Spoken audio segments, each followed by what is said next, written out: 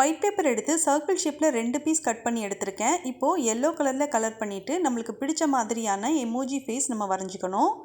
Colour பண்ணிவிட்டு நீங்கள் செய்கிறது கஷ்டமாக இருந்துச்சுன்னா எல்லோ கலர் பேப்பர் கூட நீங்கள் யூஸ் பண்ணிக்கலாம். இப்போது இந்த மாதிரி வரைஞ்சதுக்கப்புறம் இதுக்கு மேலே செல்லோ டேப் எடுத்து இந்த மாதிரி ஒட்டிக்கிறேன். இமோஜி ஃபேஸ் வரைஞ்சிருந்ததை மட்டும் கொஞ்சம் எக்ஸ்ட்ராவாக அந்த செல்லோ டேப் இருக்கிற மாதிரி வச்சு கட் பண்ணிவிட்டு இந்த ரெண்டையும் ஒன்றா வச்சு நம்ம ஒட்டிக்கணும். மேல் பக்கம் மட்டும் கொஞ்சம் ஓப்பனில் இருக்கிற மாதிரி வச்சுட்டு உள்ளன் கிராஃப்ட் செய்யும்போது வேஸ்ட்டாக கட் பண்ணி வச்சுருந்த உள்ளன் பீசஸ் எடுத்து இதுக்குள்ளே வச்சுருக்கேன். இதுக்கு பதிலாக ஃபோமோ அல்லது காட்டனோ கூட நீங்கள் வச்சுக்கலாம். இப்போ பேப்பரை ஸ்ட்ரிப் மாதிரி கட் பண்ணிவிட்டு அதை பென்சிலில் வச்சு ரோல் பண்ணிவிட்டு டபுள் சைட் டேப் யூஸ் பண்ணி ஒட்டியிருக்கேன்.